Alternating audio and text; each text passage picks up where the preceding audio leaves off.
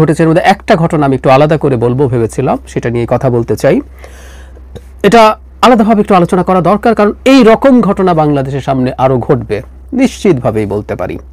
কিভাবে একটা গুজবকে স্প্রেড করে, কিভাবে একটা গুজবকে মানুষের মধ্যে পৌঁছে দিয়ে অস্থিরতা তৈরি করা যায়। গতকাল দুজন উপদেষ্টা এবং প্রধান উপদেষ্টার প্রেস সচিব গিয়েছিলেন সেই দুর্ঘটনাস্থল দেখতে। সেখানে গিয়ে তারা আটক হয়ে যান, মানে ঘেরাওয়ের শিকার হন, আটক না এভাবে বলবো, ঘেরাওয়ের শিকার হয়ে যান। 9 ঘন্টা, দীর্ঘ 9 ঘন্টা তারা অবরুদ্ধ ছিলেন, কখনো একটা রুমে ছিলেন, কখনো তারা বেরিয়ে আসতে গেছেন, কিন্তু স্টুডেন্টদের বাধায় তারা বেরোতে পারেননি। মানে খুবই অঘটন ঘটে যাবার সম্ভাবনা ছিল, তারা আক্রান্ত হতে পারতেন শারীরিকভাবে, তারা কেউ আহত হতে পারতেন এবং আরও খারাপ কিছু হওয়ার সম্ভাবনা ছিল। প্রধান কারণ কি? অনেকগুলো ফ্যাক্টর ছিল, অনেক দাবি দেওয়া ছিল স্টুডেন্টদের, কিন্তু প্রধান একটা অভিযোগ তাদের বিরুদ্ধে ছিল, সরকারের বিরুদ্ধে ছিল। সরকার নিহতের সংখ্যা লুকাচ্ছে, মানুষ আরো বেশি মারা গেছে, অনেক বেশি মারা গেছে, কিন্তু সেটা তারা লুকাচ্ছে। আমি খেয়াল করেছি যেদিন দুর্ঘটনা হয় সেদিন রাতে ফেসবুকে মানে একেবারে প্ল্যান সিস্টেমিক এক ধরনের ক্যাম্পেইন চলেছে যে লাশ লুকানো হচ্ছে। আমরা একটু আসি, মানে এইখানে ডেড বডি লুকানো সম্ভব কিনা, সেটাকে কম করে বলা সম্ভব কিনা। মানে স্কুলে এবং কলেজে আমাদের সমাজের মোটামুটি যথেষ্ট সামর্থ্যবান পরিবারের সন্তানরা পড়েন, মধ্যবিত্ত, উচ্চ মধ্যবিত্ত বা ধনী লোকজনের সন্তানরা পড়েন। মানে আমরা কেউ কি বিশ্বাস করি সরকার চাইলে এখানে কোনো ডেড বডি লুকাতে পারে, গুম করে ফেলতে পারে মৃত্যু কম দেখানোর জন্য? তারও আগে প্রশ্ন হচ্ছে, সরকার মৃত্যু কম দেখাবে কেন? এই সরকারের মৃত্যু কম দেখানোর কোনো দায় আছে বলে আমি মনে করি না।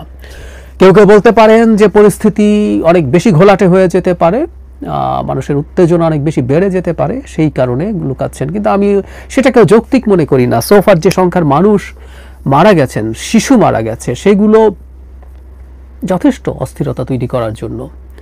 কিন্তু এই আলাপটা এসছে, আমরা ধরে নিলাম যে সরকার কিছু ডেড বডি গুম করে ফেলেছে, লুকিয়ে ফেলেছে, তো এগুলো কাদের ডেড বডি?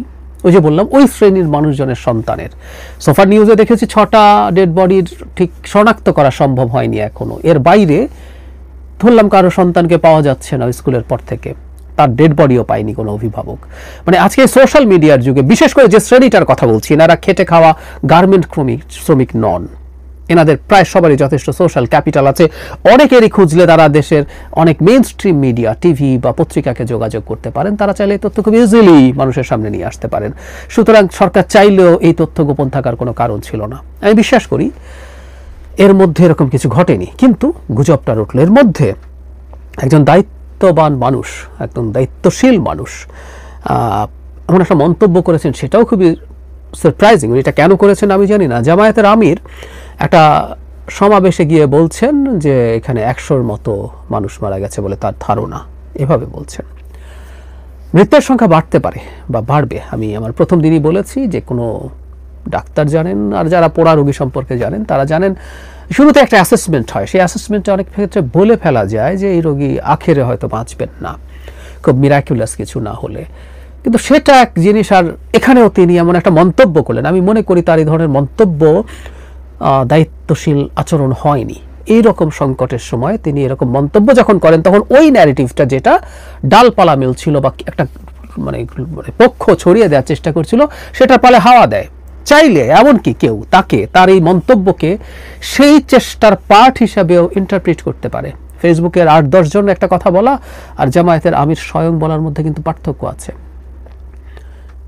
ফলে এই ঘটনাকে কেন্দ্র করে এই অস্থিরতা তৈরি হলো। খুব স্বাভাবিকভাবে তারা তরুণ, তারা শিশু, তাদের স্কুলে মর্মান্তিক ডিজাস্টার হলো, সেই ডিজাস্টারের মধ্যে বসে তারা এভাবে উত্তেজিত হতে পারেন, কারণ তাদের যদি বোধ তৈরি হয়ে যায় যে এই ঘটনাটা ঘটেছে, এবং ওই সময় তাদেরকে এই যুক্তি দিয়ে বোঝানো খুব সহজও না।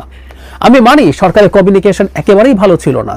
শুরু থেকে নিহত আহত কারা কি আছে সব যদি খুব সুন্দরভাবে তথ্য দিয়ে মানুষের সামনে হাজির করা হতো, তাহলে এই জিনিসগুলো ভালো হতো।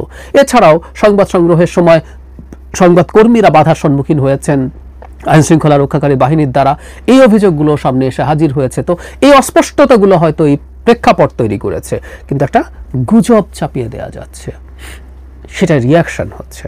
সচিবালয়েও সচিব পরীক্ষা পেছাতে রাজি হননি, সেটা ছড়িয়ে দেওয়া গেছে এবং সেটাতে একটা মব তৈরি হয়েছে। মব আনস্ট্রাকচার্ড আনপ্ল্যান্ড হয়, কিন্তু এই মব যেহেতু অর্গানাইজড, কোনো সামনে ব্যানার নেই, তাই আমরা মব বলছি, কিন্তু এটাও প্ল্যান করে ওখানে পাঠানো হয়েছে বলে বলতে পারি।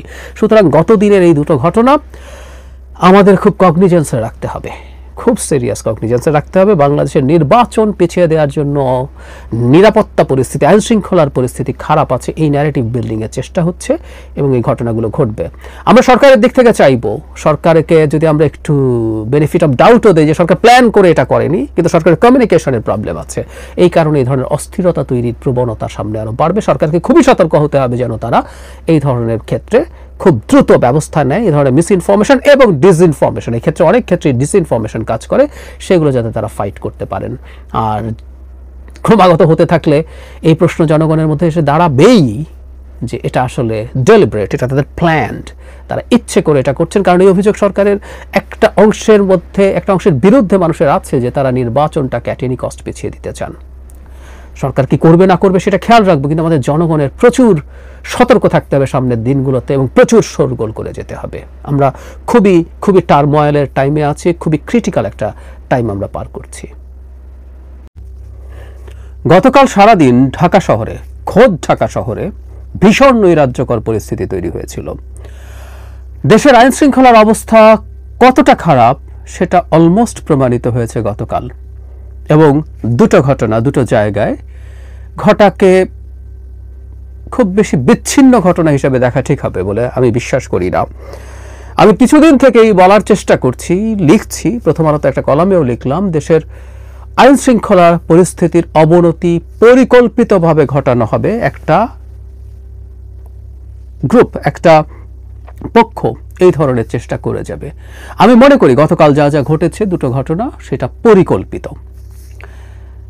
কি কি ঘটলো আমরা জানি। তার আগের দিন অত্যন্ত মর্মান্তিক একটা দুর্ঘটনা ঘটে, বিমান বাহিনীর একটা ফাইটার জেট ক্র্যাশ করে একটা স্কুলের ওপরে, যেখানে শেষ খবর পাওয়া পর্যন্ত মৃতের সংখ্যা আমি দেখেছি 31।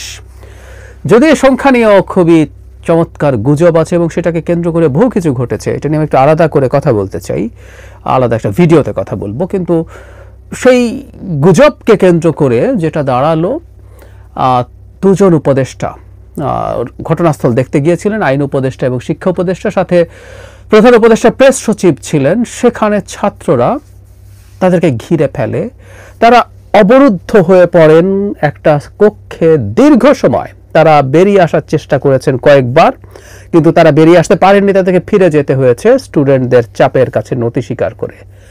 9 ঘন্টা পর, দীর্ঘ 9 ঘন্টা পর তারা সেখান থেকে বেরিয়ে আসতে পারেন, অর্থাৎ তারা অবরুদ্ধ ছিলেন এই সময়টা। যে কোনো কিছু ঘটে যেতে পারত ওখানে, অথবা তারা যখন বাইরে আসছেন তখনও ঘটে যেতে পারত। উই আর লাকি যে তেমন কিছু খারাপ কিছু ঘটেনি। আরেকটা ঘটনা হচ্ছে সচিবালয়ে তাণ্ডব চালিয়েছে এক গ্রুপ ছাত্র, এবং এরা অর্গানাইজ যেহেতু না, এদেরকে আমরা মব বলতে পারি। মব আবার নেমেছে, কয়েকশো বা হাজারের বেশি এরকম হতে পারে, বা আরেকটু বেশিও হতে পারে, আমি ভিডিও যেভাবে দেখলাম। তারা সচিবালয় ঘেরাও করতে গেছেন প্রাথমিকভাবে শিক্ষা সচিবের পদত্যাগের দাবিতে, পরে তার সাথে শিক্ষা উপদেষ্টাকেও যুক্ত করেছেন। খুবই ইন্টারেস্টিং ব্যাপার, গতকাল রাতে কেউ কেউ একটা আলাপ তুলতে চেষ্টা করলেন, খুবই অবিশ্বাস্য লাগবে। আমরা জানি আজ মানে গতকাল ইনফ্যাক্ট এইচএসসি একটা পরীক্ষা ছিল, যেহেতু শোক দিবস ঘোষিত হয়েছিল গতকাল তার আগের দিনের ঘটনাকে কেন্দ্র করে, তাই এই দাবি যথেষ্ট যৌক্তিকভাবে উঠেছিল, সেটা হচ্ছে এই দিনটা এইচএসসি পরীক্ষা হবে না। যুক্তি দেয়া যায় কখনো কখনো, কারণ শোক দিবসে সব বন্ধ থাকে না, আমাদের অফিসগুলো তো সব খোলা ছিল, কিন্তু স্টুডেন্টদের ব্যাপার, এটা নিয়ে এই আলাপ অনেকে সমর্থন করেছেন, করা হলো, কিন্তু শেষ পর্যন্ত এই সিদ্ধান্ত এসছে তার আগের দিন রাত 3টায়। যারা মাহফুজ আলম তথ্য উপদেষ্টা জানিয়েছিলেন, তিনি শিক্ষা উপদেষ্টার সাথে দেখা হয়েছে, আলাপ করে তারা এই সিদ্ধান্তটা নিয়েছেন। ফেসবুক স্ট্যাটাসের মাধ্যমে তিনি সেটা জানিয়েছিলেন। গতকাল সচিবালয়ে মব গিয়েছিল, তারা এই অপরাধে, আমি যিনি সচিব আছেন, শিক্ষা সচিব, শুনি তার অনেক দুর্নাম আছে, বা না থাকুক বা আছে সেটা বিষয় না, বিষয় হচ্ছে এখন তিনি মানে যে কারণে তিনি শত্রুতে পরিণত হয়েছেন, খুবই ফানি। শিক্ষা উপদেষ্টা নাকি রাজি হয়েছিলেন, তিনি চেয়েছিলেন পরীক্ষাটা পেছাতে, কিন্তু শিক্ষা সচিব সেটা হতে দেননি। মানে আমি খুব অবাক হই, এই তথ্যটা কিভাবে জানা গেল, আমার খুব কৌতূহল। আইদার শিক্ষা সচিব নিজে কোথাও কাউকে বলেছেন প্রকাশ্যে অথবা গোপনে, অথবা শিক্ষা উপদেষ্টা বলেছেন। আবার আমরা এই প্রশ্ন করি, শিক্ষা উপদেষ্টা কি শিক্ষা সচিবের নিচে চাকরি করেন? শিক্ষা সচিব যদি না চান, শিক্ষা উপদেষ্টা কি সেটা করতে পারেন না? এতই অথর্ব, এতই অক্ষম তিনি। বোধ করি সেই কারণেই তারা এবার শিক্ষা উপদেষ্টারও পদত্যাগ চেয়েছেন। মানে আমরা খেয়াল করি, একটা ছুটির দিতে ডিক্লেয়ার করতে দেরি হয়েছে, এই জন্য একটা মব তৈরি হলো এবং এই শিক্ষা উপদেষ্টার বিরুদ্ধে ক্যাম্পেইন হলো ফেসবুকে। ক্যাম্পেইন শিক্ষা উপদেষ্টা শিক্ষা সচিবের বিরুদ্ধে, এবং তাকে অপসারণ করতে হবে এই দাবিও জানালেন অনেকে। এবং শেষ পর্যন্ত ঘটনা সেরকম ঘটলো, তীব্র চাপের মুখে সেই সচিবকে অপসারণ করা হয়েছে। কি কি করলো স্টুডেন্টরা? সেখানে প্রথম গেল, গেটের বাইরে ছিলেন, তারপর তারা গেট ভেঙে ঢুকে পড়েন, সেখানকার যানবাহন ভাঙচুর করেন। খুব স্বাভাবিকভাবে পুলিশ তখন বল প্রয়োগ করে, কারণ সচিবালয়ের ভেতরের মতো এরকম একটা জায়গায় এটা হতে দিতে পারা যায় না, তাহলে আর রাষ্ট্র থাকে না। তারপর তারা বাইরে যান এবং সেখানেও পুলিশের সাথে তারা দফায় দফায় সংঘর্ষে জড়ান। তাদের দাবি কি? দাবি হচ্ছে সচিবকে অপসারণ করতে হবে। কেন অপসারণ করতে হবে? তিনি পরীক্ষা পিছাতে দেননি, দিতে চাননি। এটা গোপন সূত্রে সবাই জেনে গিয়ে এই তাণ্ডব চালালো, এই কাণ্ড ঘটালো। শুধু ঢাকায় না, ঢাকার বাইরেও একইভাবে এইচএসসি পরীক্ষার্থীরা এই ধরনের কাজগুলো করেছে বা ঘটিয়েছে। ওই যে বলছিলাম যে এটা নিয়ে সিস্টেম্যাটিক ক্যাম্পেইন ছিল, এমনকি মৃতের সংখ্যা নিয়েও ক্যাম্পেইন ছিল। মাইলস্টোন কলেজ বা স্কুলের ওখানে উপদেষ্টাদের কপালে যা জুটেছে তার সাথে খুবই সিরিয়াসলি এটা জড়িত ছিল। এছাড়াও সেনাবাহিনী কিছু স্টুডেন্ট এবং টিচারকে সম্ভবত আঘাত করেছিলেন প্রথম দিন। তারা কি কারণ আমরা নিশ্চিত নই, কিন্তু সেটাও একটা তাদেরকে ক্ষুব্ধ করে তোলার কারণ। কিন্তু মূল কারণ হচ্ছে লাশের সংখ্যা নাকি সরকার লুকাচ্ছে। সিস্টেম্যাটিক ভাবে গুজব ছড়িয়ে এই পরিস্থিতি তৈরি করা হলো। আমি বলছিলাম যে এই ঘটনা ঘটবে, আরও ঘটবে। আমি এটা আবারও বলি, প্রায়ই বলছি, আবারও ঘটবে, ঘটানো হবে পরিকল্পিতভাবে। দেশের আইন শৃঙ্খলার অবস্থা, আমরা যদি গতকাল যা ঘটেছে, আমরা তো এই প্রশ্ন করতে পারি, আমিই করি এখন, দেশের নির্বাচন হওয়ার পরিস্থিতি কেমন আছে? আমরা জানি এই আওয়াজ চলে আসবে, কোনো সন্দেহ নাই। এখনই মানে খুব দ্রুত চলে আসবে না হয়তো, কারণ গোপালগঞ্জের প্রধান হান্নান মাসুদ খুব দ্রুত মন্তব্য করে খানিকটা বিপাকে পড়েছেন। সমালোচনা হয়েছে, আলোচনা হয়েছে। পাটগ্রামে বিএনপির লোকজনের থানা হামলার পর জামায়াতের আমির যে বলেছেন এই অবস্থায় কিসের নির্বাচন, সেটা নিয়েও কথাবার্তা হওয়ার কারণে তিনিও হয়তো আপাতত একটু চুপ হয়েছেন। কিন্তু যারা নির্বাচন পেছাতে চায়, প্রিসাইজলি বললে এনসিপি, জামায়াত, তারা এই মানে গতকালের দুটো ঘটনা সামনে নিয়ে আসবেন। আমি রাষ্ট্রের সবচেয়ে গুরুত্বপূর্ণ 3 জন ব্যক্তি, 2 জন উপদেষ্টা, 1 জন প্রেস সচিব 9 ঘন্টা অবরুদ্ধ ছিলেন। তারা ঝুঁকির মুখে ছিলেন, ঢাকা শহরে বসে, ঢাকা শহরের গুরুত্বপূর্ণ জায়গায় বসে, তাদের সাথে এত পুলিশ, এত প্রোটোকল, কিন্তু তারা এই বিপদে পড়েছেন। দ্বিতীয়টা, সচিবালয়ের মতো জায়গায় ঢুকে এই রকম মব, এই তাণ্ডব চালাতে পারে, তাহলে আসলে দেশের সিকিউরিটি কোন জায়গায়? প্রশ্ন তো করাই যেতে পারে, খুব ভালোভাবেই করা যেতে পারে। এই সচিবালয়ের গেট ভেঙে ভেতরে ঢুকে গেল, এইটুকুর আগেই পুলিশের অ্যাকশনে যাওয়া উচিত ছিল, জরুরি ছিল, কিন্তু যায়নি। বাস্তবতা হলো সচিবালয়ের গেট ভেঙে ফেলা যায়, তার ভেতরে যাওয়া যায়, গাড়ি ভাঙচুর করা যায়। এটা প্রতিষ্ঠিত করা হলো।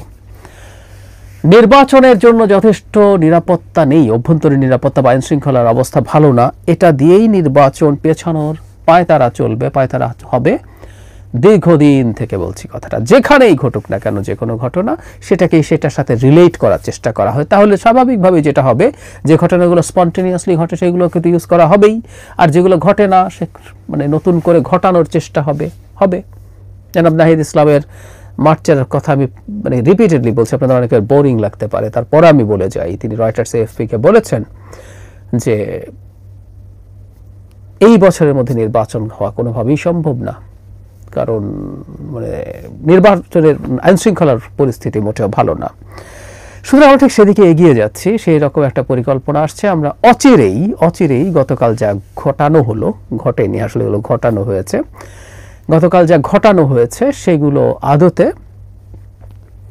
সেটি পরিকল্পনার অংশ। আমি এখনো মনে করি শেষ পর্যন্ত ফেব্রুয়ারিতে নির্বাচন হবে, কিন্তু আমি যখনই ফেব্রুয়ারিতে নির্বাচন হবে বলে বলছি তার সাথে সবসময় যোগ করার চেষ্টা করেছি সংকট তৈরির একটা কন্টিনিউয়াস প্রচেষ্টা থাকবে, আমরা সেটারই একটা ম্যানিফেস্টেশন দেখেছি গতকাল।